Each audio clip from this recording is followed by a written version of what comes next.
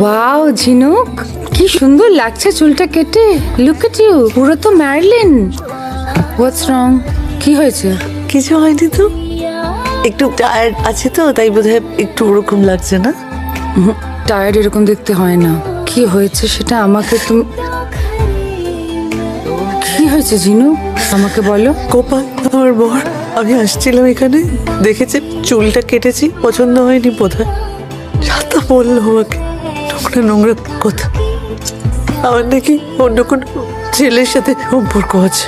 সবার সামনে রাস্তার মাঝখানে গায়ে হাত তুলল। আমি যেন কোনো মানুষই নই, একটা পুতুল। তার সাথে যা ইচ্ছে তাই করেছে, এরকম বরাবরই করতো, নতুন কিছু নয়। আজকে যেন একটা কেমন একটা ওই কিছু একটা ভর করেছে, দানবিক শক্তি, ভয়ঙ্কর। আমি জানি না শাহানা, আমি কি করে ওই বাড়িটাতে ফিরবো। ওই বাড়িটাতে ফিরতে হবে ভেবে আমার